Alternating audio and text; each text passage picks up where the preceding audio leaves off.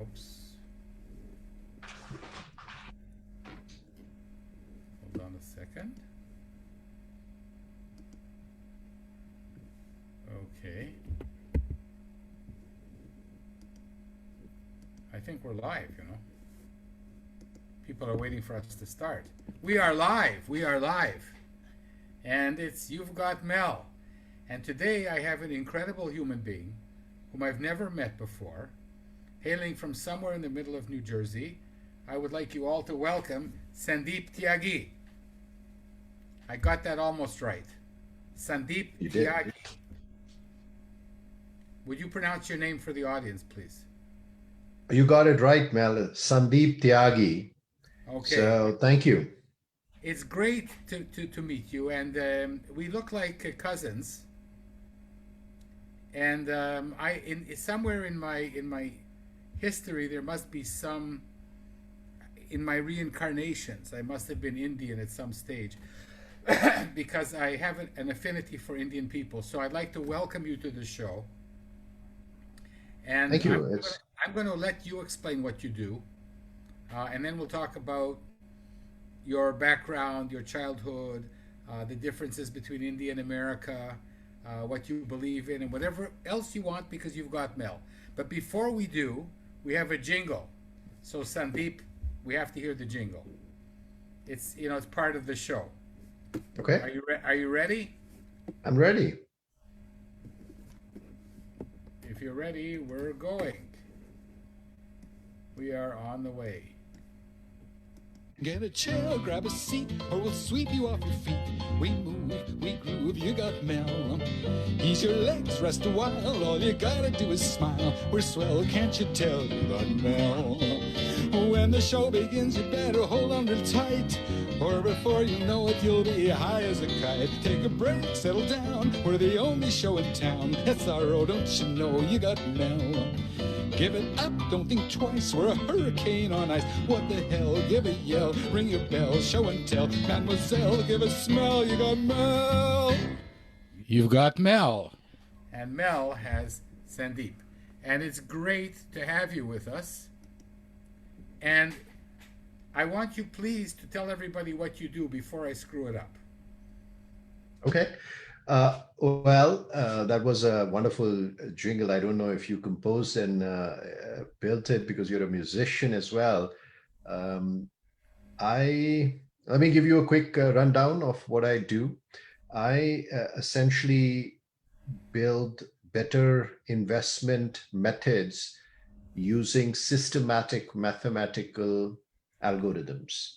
Now, some of these words may not mean the same thing for people. Essentially, I use a lot of information and math and help make better investments. So I run a hedge fund, I run an investment firm across India and US and some other emerging markets, and that's my background. Okay, so how much money do you invest on any given year? We manage somewhere more than $100 million, and more than that, we also run our own capital, which is primarily used for doing market making around the world. So, in terms of trading, we do a lot of trading. On an average day, we may buy or sell more than $1 billion worth of things. And What? it's all done through machines and it's all done through mathematics. You buy and sell $1 billion worth of things every day? Yes, that's what machines do. So when you are using a automated machine, they can make decisions all over the world very quickly and decide what investments are good at this time and what investments should we get out of. All of that is done automatically and using computers and math. Uh huh. But if I have the same computers and math, then I can do the same thing that you are. Absolutely, you can. Yes. Okay, so after the show, you'll tell me how to do it, so I can make a few I'd be million happy before to. the next time.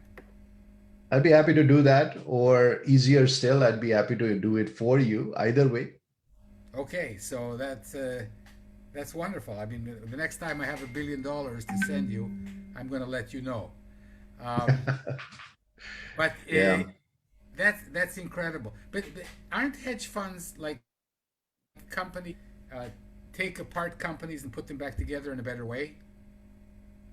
There are some like that, but there is a difference between private investments, which are companies which are not traded publicly, and those are the ones typically who do things like that, buy companies, put them back together, merge them with other things. That's private equity kind of work. I deal only in public equities and securities. So everything we trade is typically traded on some stock exchange somewhere, and anybody who has an account with a brokerage firm or even an online thing like Robinhood or one of these companies can easily buy or sell anything that I buy or sell. So our worlds are not the world of private investment. It's very open and public in terms of the investments that we focus on. Hmm. And Sandeep, are you going to do well this year, even in this huge uncertainty? Actually, these times when there is a lot of uncertainty, math works well because Really? people, yes, see, algorithms and computers don't get greedy, nor do they get scared. And this year we have had a lot of both. People were very scared and they became very greedy, and alternately, they have been going back and forth several times a year. And in circumstances like that, people who trade systematically do well. So I know this is a year which is tough for a lot of people, but with great humility and gratitude, I can say that people who are in my kind of line, they've been doing fine addressing because their methods work well in environments like this. We actually provide a useful service to the society because when everybody wants to sell, we are happy to buy. When everybody wants to buy, we are happy to sell. Okay, so it's like sometimes pilots get into trouble because they don't believe their own machinery. Mhm. And I'm thinking now while you're talking, like maybe once a day, like you don't have to work, right? You just press on in the morning, and your computers buy and sell $1 billion of stuff. And at the end of the day, you turn on and you say, okay, how much money did I make today? So you That's don't a even have good you don't have to romantic work. vision. Okay. But this is my question. So does it ever happen that you look into your machine and the machine says, today I'm selling a Google stock, and you're thinking, what? You're selling Google stock today? No, no, no, don't do that. Yeah. It can happen. See, at the end of the day, the machine makes many, many decisions, and it may make 500,000 decisions a day. And there is no human being, certainly not me, who can go into it and figure out why it did what it did at an individual decision level. But what we do is spend a lot of time looking at it in terms of patterns. Where does it make not such good decisions? Where does it make better decisions? What other information or mathematical tweak we can do to help it do a better job? Mm-hmm. That's where we spend time. And so, in terms of doing silly things, of course, it can do all kinds of things, and sometimes unintended, because at the end of the day you can have a small problem in information somewhere. I can tell you stories where people had forgotten or changed the way they report decimals, and suddenly everything is off by 10 times or even 100, and that can create a problem because it's very confident in what it does. It does not have second thoughts. So you have to build safety layers. You have to build safety layers that it It does not. doesn't say, oy vey, what did I just do? It doesn't do that. It's very confident, and if there are no safety rails, then it'll happily go plunge itself into a canyon if it could find one. So, my brother is a famous, a world famous economist. And there's only one thing I don't understand. Of course, I'm joking. I don't understand anything. But there's one thing that bothers me. Every time somebody clever sells a stock for $28, there's somebody very clever buying that stock at $28. That drives me nuts. Yeah. So two things. One, it is one of the mysteries. I hear this on the TV all the time that there were a lot of sellers today, and that always gives me a chuckle because there can't be sellers without buyers. So as many people sold, the same amount were bought. So I never understand comments like this. The needs may be different. See, I may need that money from $28 to go buy a coffee today, and the Uh, other guy may have gotten $28 from their salary or savings. So needs are different, and buy and sell can happen and be the rational thing for both people to do. hey, Sandeep, that makes me feel very good that somebody who's trading $1 billion a day might need $28 to buy some coffee. So I feel really good now. Let's go Yeah. back now to your early childhood in New Delhi. What were the factors in your life? You told me before the show that everything happens before you're 5 years old. So, what happened before you were five that made you into this ridiculously successful businessman? Well, thank you. I'd like my wife to hear that I'm ridiculously successful. But what happened in my life was my father uh, and mother brought me up in a household which was quite focused on grades, like a lot of Asian families are, quite focused on studies, but even more importantly, quite focused on what I would call knowledge. So the belief that we grew up with was that knowledge is important. My family used to host a book club where people would come every week and they would have read something and there was going to be a discussion. And my dad was a professor in a medical college. So when you This have is a crazy, Sandeep. We are cousins. My parents had a philosophy group where people would right, meet every month. right. Yeah, go ahead. That's incredible. So you had a family book club, Correct. and We your had a dad family was a book club, and not professor. just our family, but we used to invite a handful of friends, and it would be by circulation. And I would be very happy attending it because at that age, what was interesting was usually there were good snacks made for this book club, but the mindset gets imbued on you that what is important is not necessarily how you're doing. There was no discussion on I don't know, latest shopping or entertainment, but there was a lot of discussion on books. And that gives you a way of thinking, a way of putting value in what's important that has stayed with me. And I do believe has shaped my thinking and my own prioritization as I've gone through.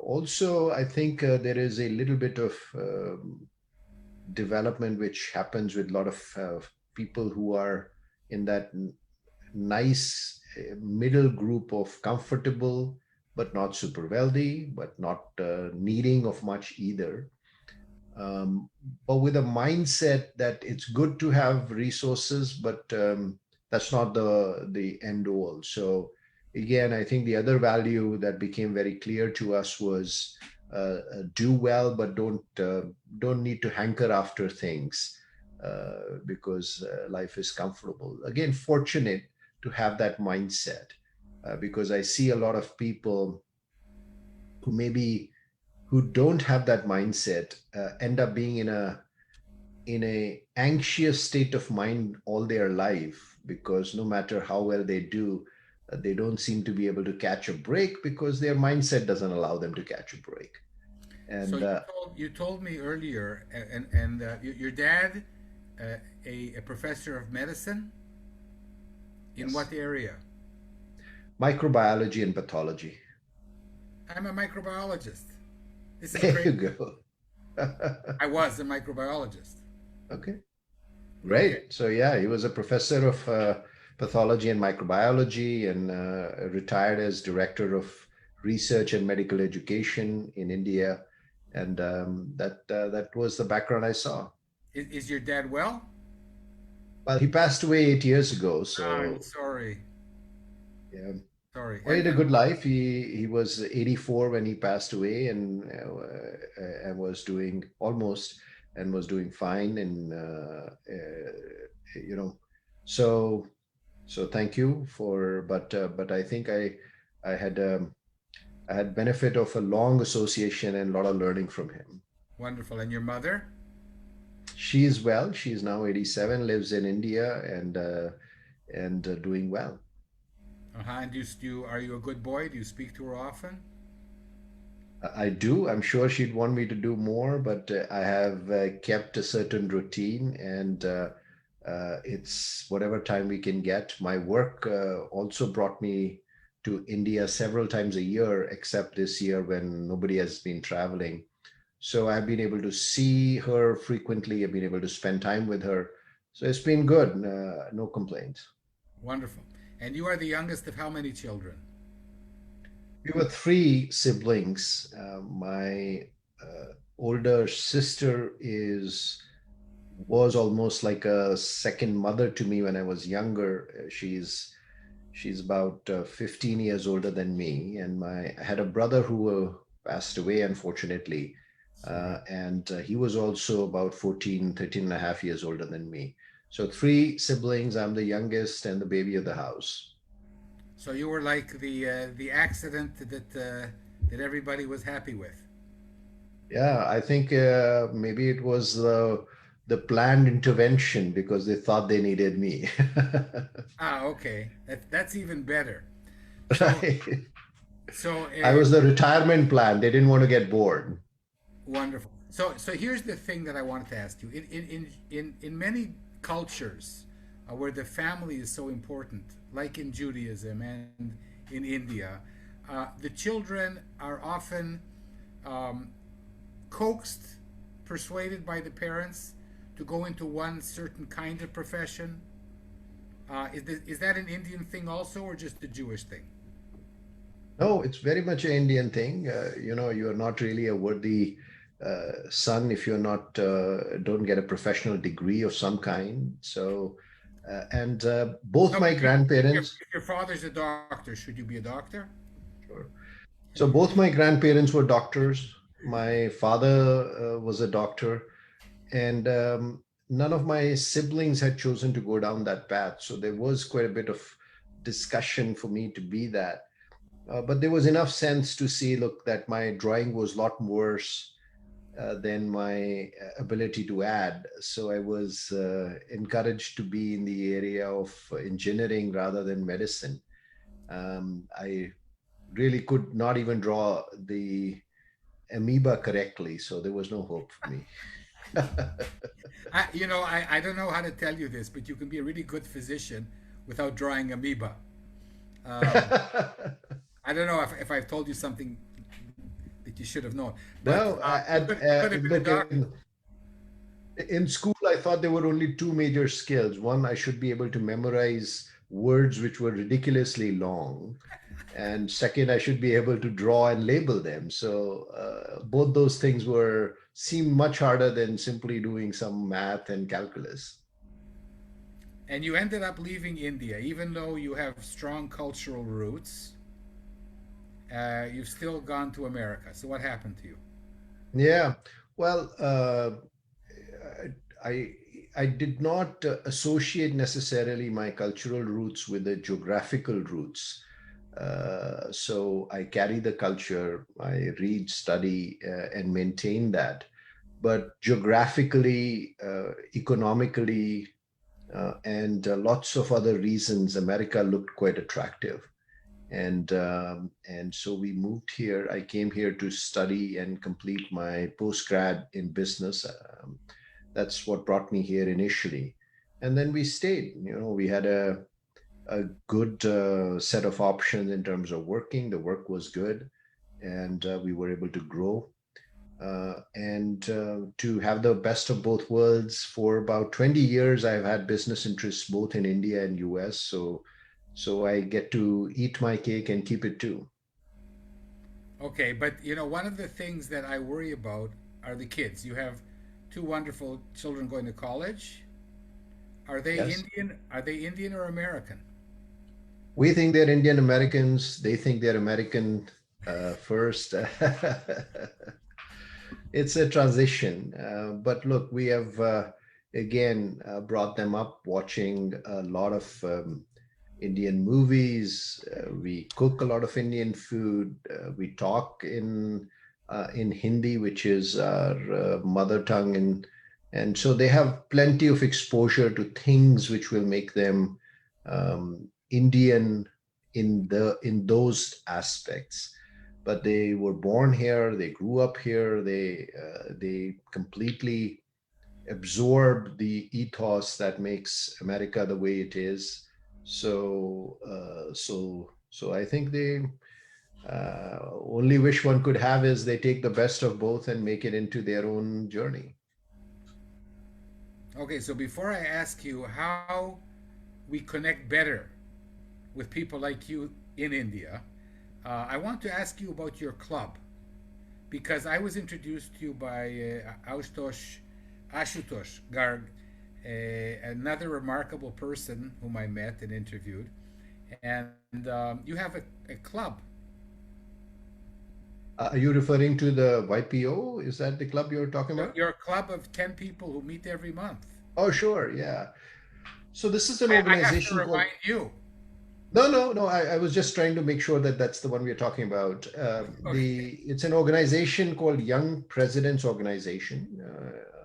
It's it's an organization with well over 20,000 members. The Oh, I'm not talking qualification, about that one. I'm talking about your the club of 10 people. the one that brings the 10 people together is this big organization. Ah, okay, okay.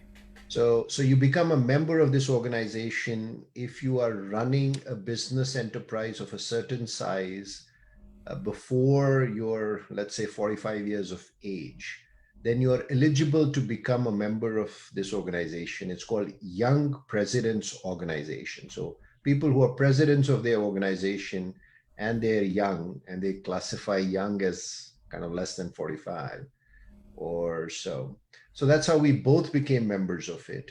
Within that, there is a group which they call their forum, which is a smaller group, in our case, 10 people, which becomes your personal board. So it's a group of people that get to know each other very well. They spend about 4 hours every month and travel together once or twice a year and spend a few days together. So you get to know each other very well. That's how Ashutosh and I know each other. We've been in the same forum for 12 years. Ashutosh has been in YPO a lot longer. I've been in YPO for about 16 years. And we have been in that small group of 10 people for now about 12 years. That's wonderful. And so in your organization, how many people work for you? Or it's just you and one computer. Yeah, no, we are about 125 people.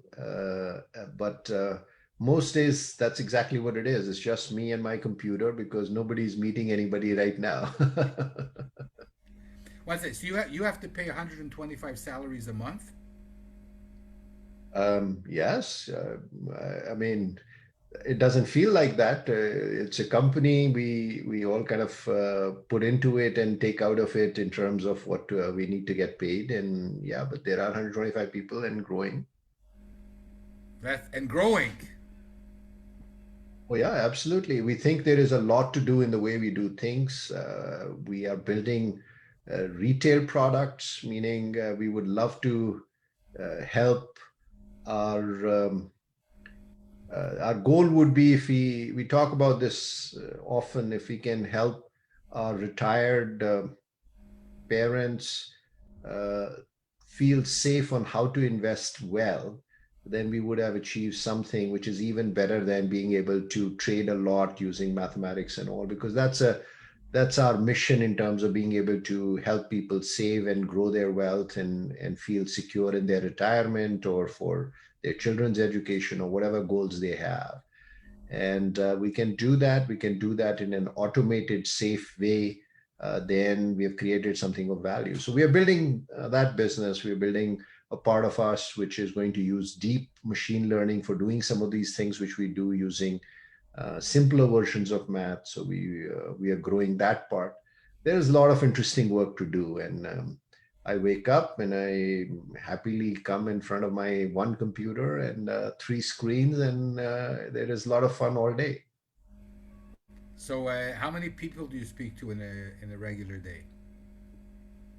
I do end up spending about 3 to 4 hours every day in interaction. So that means somewhere between 3 to 4 teams, which could be anything from you know 10 odd people on a daily basis. So that's what my interaction per day would be.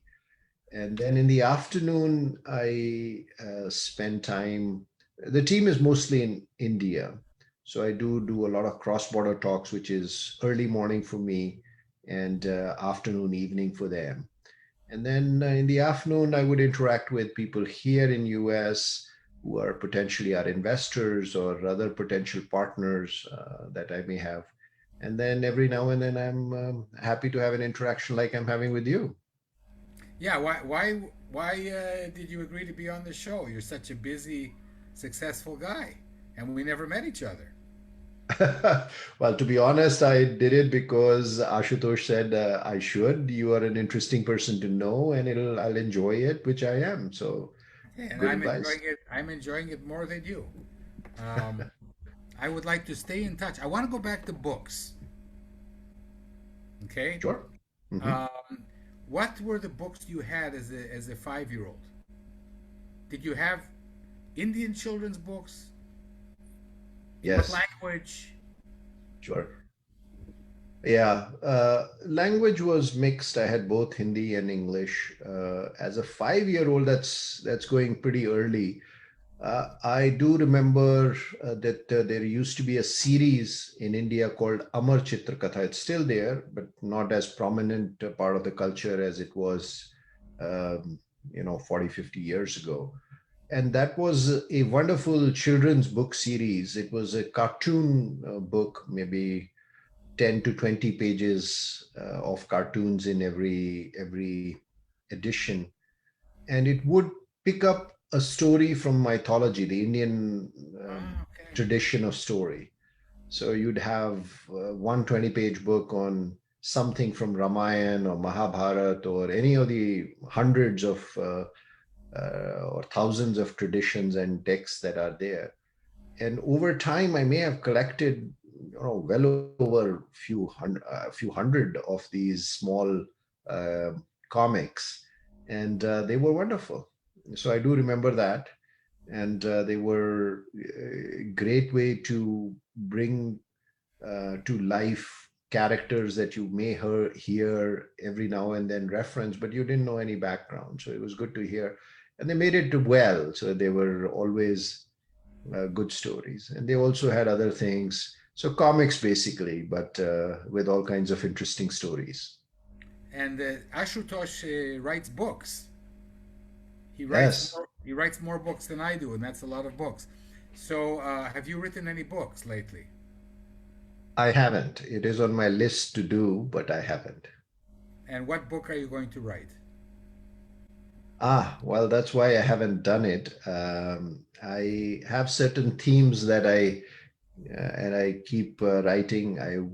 I would like to write about things which are deep, interesting, meaningful to me, but I would like to write it in a way that they are fun to read. So I want to do it in a way that it's woven into a story.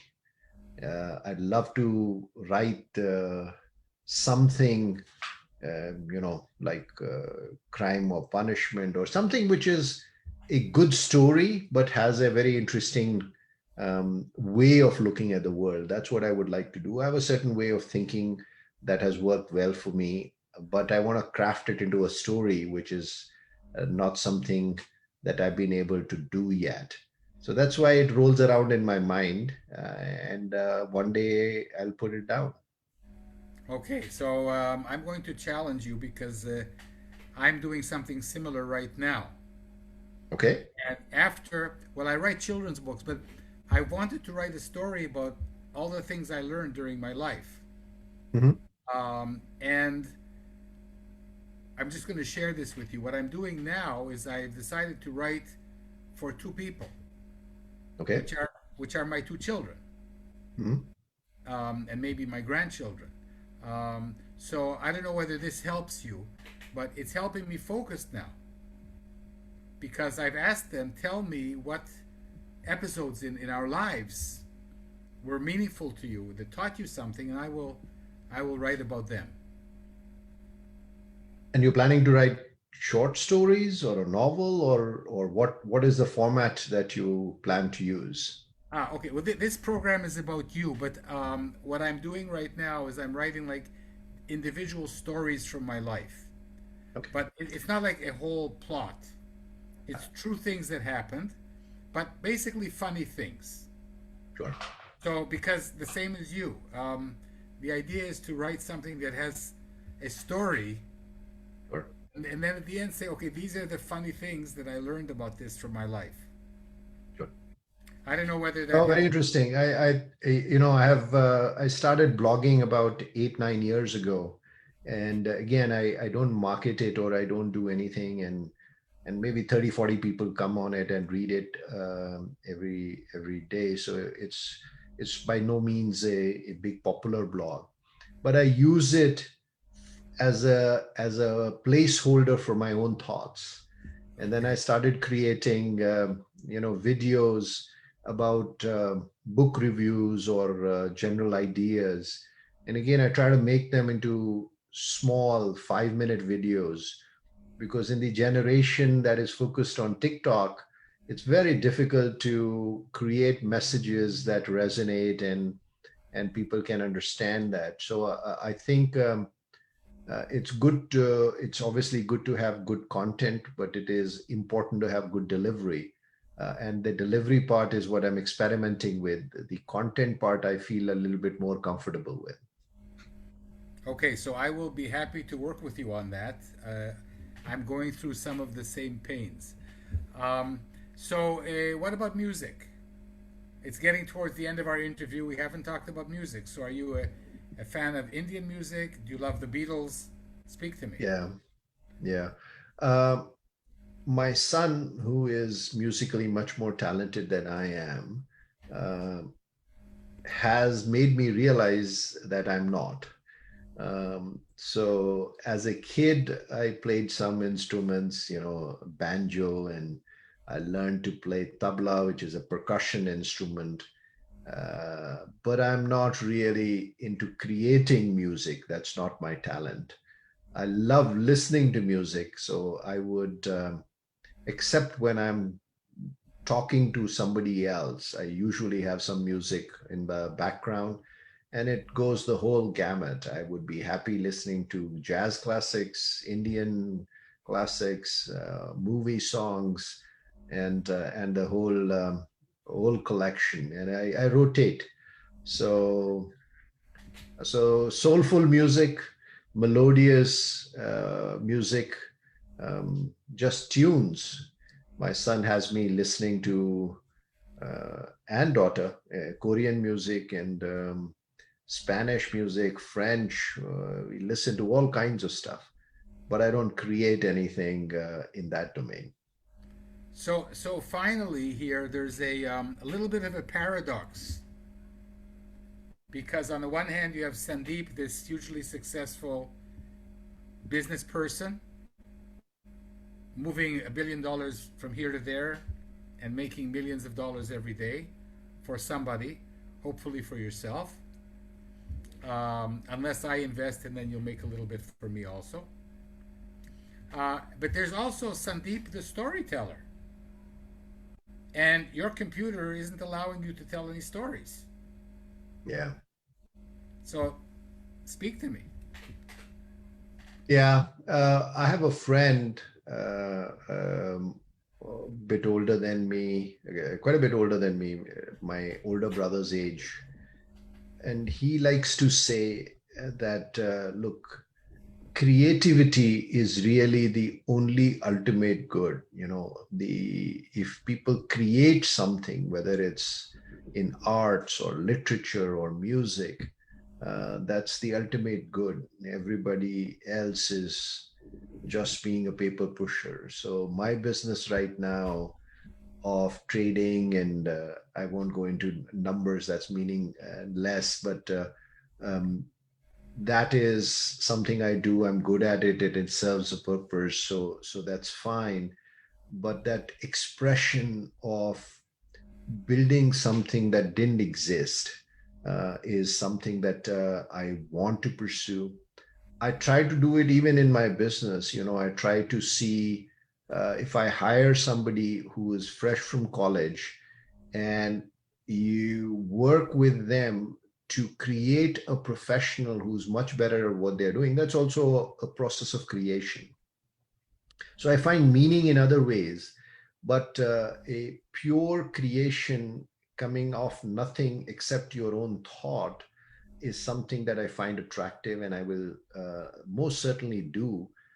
And I keep thinking about what shape or form it will take. I don't think they're in conflict. I do plan to do what I'm doing for a long time. And I want to find time to do the other part even more than what I have been doing. So that'll grow and this will shrink, but I think both will coexist. Okay, I think that that's wonderful. I'm going to write to you offline because I would really love to stay in touch. I think I'm considerably older than you are, but I had the same um, ideas that prompted me to leave my career and do other things. So I'm remarkably happy to have met you. I hope that you will accept me to some club. I was never president of anything, and you know, I'm way over 45, but maybe there's some club that you have that will accept me. Like how about left-handed Jews from Israel who were born in Canada, but have a thought that they were reincarnated once from the Punjab. That's How a about good that? club. How about that? If we can get two members, I think we can make a club. Exactly. So listen, it was great having you on You've Got Mel, and I'm going to email you now, and please friend me on Facebook so we can share this, and it'll also be available on YouTube. Share it with all your friends because you're a remarkable individual, and I will send it to far and wide, also including my brother, whom you might know, and who, if not, who you should know. So take care, my new friend, and thank you very much for being on You've Got Mel. Thank you. This is fascinating. I applaud you for doing this, and I applaud you for writing for your children. I'm sure many more than them will enjoy it. But I'm so happy to hear that you're pursuing passions like this and doing it on a daily basis. Thank you for having me on. Thanks so much.